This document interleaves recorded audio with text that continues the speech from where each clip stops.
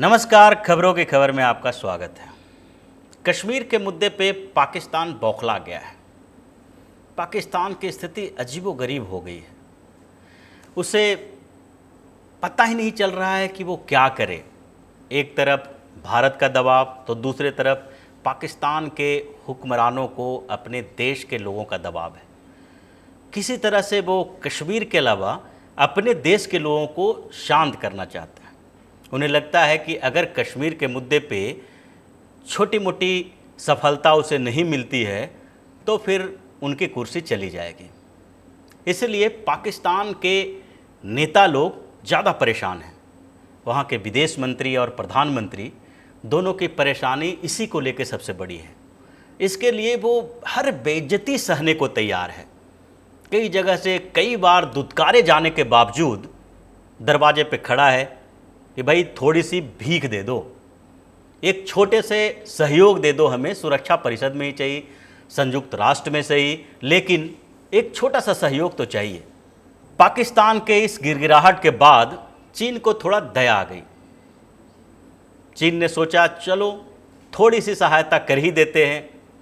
उसने सुरक्षा परिषद में पाकिस्तान के चिट्ठी का एक जवाब दिया। पाकिस्तान ने कुछ समय पहले ही सुरक्षा परिषद में एक चिट्ठी लिखी थी जिसमें उसने बताया था कि कश्मीर के मुद्दे ने दक्षिण एशिया के स्थिति को अशांत कर दिया है, यहाँ युद्ध जैसी स्थिति उत्पन्न हो गई है और इस पर एक चर्चा होनी चाहिए।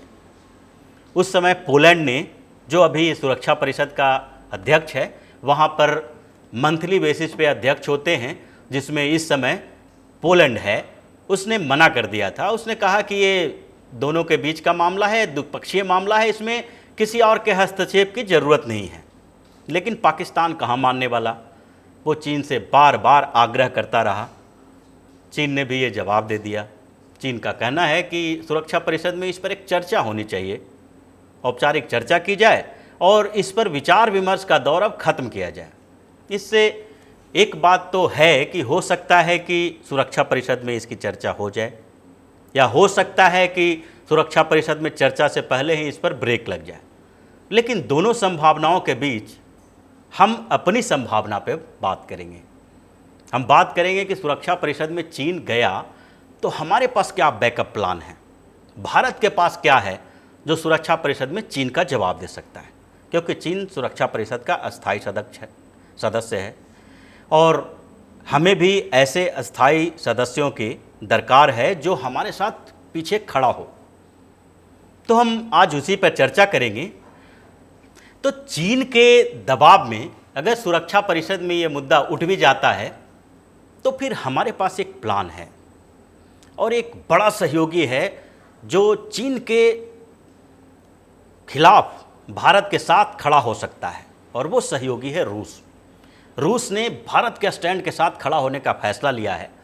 चीन के इस स्टेटमेंट के बाद रूस ने स्पष्ट रूप से कह दिया था कि कश्मीर का मामला भारत और पाकिस्तान का द्विपक्षीय मामला है और इस पर किसी स्तर का अंतर्राष्ट्रीय हस्तक्षेप नहीं होना चाहिए। रूस पहले भी ऐसा करता रहा है। कश्मीर के मुद्दे पर रूस ने सुरक्षा परिषद में कई बार वीटो का उपयोग किया। अपने वीटो पावर का सबसे ज़्यादा उपयोग उसने कश्मीर के मुद्दे पे भारत को सहयोग देने के लिए किया है और इस बीच भी रूस हमारे साथ खड़ा है। हालांकि रूस हमेशा से भारत का सहयोगी रहा है, लेकिन बीच में कुछ स्थितियां गड़बड़ हो गई थी। हमारे अमेरिका केंद्रित पॉलिसी ने रूस को थोड़ा सा दूर खड़ा कर दिया था हमसे, लेकिन फिर स्थितियां बदली। इस बीच जिस तरह से रूस के साथ हमारा संबंध बदल रहा है और संबंध सुदृढ़ हो रहा है, उससे ऐसा लगता है कि सुरक्षा परिषद में अपना स्टैंड वो बदलेगा नहीं, भारत का साथ देता रहेगा। इस बीच रूस के साथ हमारा संबंध बहुत ही अच्छा हुआ है और एक डिफेंस डील के कारण भारत को अमेरिका के धमकियों का सामना करना पड़ा था। अमेरिका नाराज हो गया था और वो डिफेंस डील थी S-400 का। S-400 एयर डिफेंस सिस्टम को लेके अमेरिका बहुत नाराज था। अमेरिका को लग रहा था कि रूस के साथ भारत का ये $5.5 बिलियन का करार न हो। ये बहुत बड़ा करार है और अमेरिका कभी भी हथियार बाजार में अपनी हिस्सेदारी कम करने की कोशिश में नहीं रहता। वो हमेशा चाहता है कि हथियार बाजार उसके कब्जे में रहे, और भारत जैसे देश अगर दूसरे देशों के साथ डील करना शुरू कर दे तो अमेरिका की स्थिति कमज़ोर हो जाती है। भारत के साथ उसने बहुत दिनों तक टकराव की स्थिति रखी। अमेरिका बार बार कहता रहा कि अगर रूस के साथ ये सौदा होता है तो अमेरिका के साथ भारत का रक्षा संबंध जो है वो थोड़ा कमज़ोर हो जाएगा, क्योंकि अमेरिका किसी स्तर पर इसे नहीं चाहता था। अमेरिका चाहता था कि भारत ये सुरक्षा प्रणाली अमेरिका से खरीदे, उसके यहाँ से खरीदे। उसने इसके लिए ऑफ़र भी दिया था, और लेकिन भारत ने उनका ऑफ़र स्वीकार नहीं किया। उसे रूस का S-400 ज़्यादा अच्छा लगा। भारतीय रक्षा विशेषज्ञों का भी मानना था कि ये सर्वश्रेष्ठ सुरक्षा प्रणाली है, जिसके कारण हमें अमेरिका के दबाव में आकर रूस के साथ ये सौदा कैंसिल नहीं करना चाहिए। और अब ये वक्त है जब रूस हमारे साथ खड़ा है, और सुरक्षा परिषद में इस बार भी रूस किसी न किसी स्तर पर हमारा सहयोग करेगा, क्योंकि रूस और भारत के बीच संबंध पिछले दिनों बहुत ही मजबूत हुए हैं।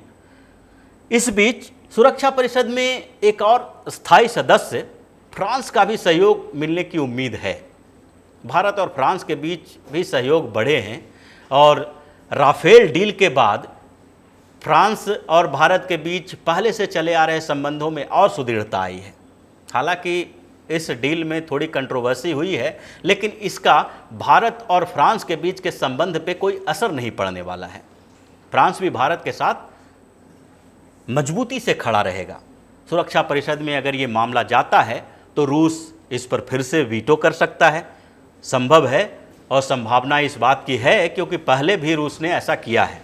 रूस और भारत के बीच संबंधों को देखते हुए हम ऐसा मान सकते हैं कि चीन का जवाब देने के लिए रूस तत्पर रहेगा। रूस हमारा काफ़ी पहले से सहयोगी रहा है, और इस बार भी किसी न किसी स्तर पर वो हमारा सहयोग करेगा। कश्मीर के मुद्दे पे चल रही इस कंट्रोवर्सी, ये विवाद और पाकिस्तान की एक बौखलाहट अनायास ही इस मुद्दे के इतिहास में ध्यान खींच लेता है। आज स्थितियां बिल्कुल बदल गई है। यही मुद्दा था जब 1947 में कश्मीर पर पाकिस्तान ने हमला किया था। पाकिस्तान कश्मीर के कुछ क्षेत्रों पर कब्जा कर लिया, जिसे आज भी POK कहते हैं। कश्मीर पर पाकिस्तान के आक्रमण के बाद महाराजा हरि सिंह ने कश्मीर का भारत के साथ विलय कर दिया था, लेकिन भारत और पाकिस्तान के बीच ये युद्ध चलता रहा। उस बीच स्थितियां कैसी थी, इसका अनुमान इसी बात से लगा सकते हैं कि जब कश्मीर और भारत के बीच ये विवाद लंबा खिंच गया तो भारतीय प्रधानमंत्री पंडित जवाहरलाल नेहरू को उस समय संयुक्त राष्ट्र में जाना पड़ा था। उन्हें ये सलाह दी गई थी, और ये सलाह लॉर्ड माउंटबेटन ने दी थी कि अब यथास्थिति बनाए रखने के लिए, शांति के लिए हमें अंतर्राष्ट्रीय हस्तक्षेप की ज़रूरत है, और जवाहरलाल नेहरू ने उनकी ये सलाह मान ली थी। हालांकि उसकी कीमत हमें आज भी चुकानी पड़ रही है। कश्मीर विवाद अंतर्राष्ट्रीय स्तर पर काफ़ी उछाला गया, और ये स्थितियां आज जो हम जिन स्थितियों का सामना करना पड़ रहा है हमें, उसमें कहीं न कहीं उस फैसले का योगदान है। और जवाहरलाल नेहरू ने भी इस भूल के बारे में बाद में चर्चा की थी, और बताया था कि संयुक्त राष्ट्र में उस समय अमेरिका और ब्रिटेन ने हमारा साथ नहीं दिया, हमारे पीठ पे छुरा भोंका था। लेकिन आज स्थितियों को देखिए, इसी को कहते हैं समय।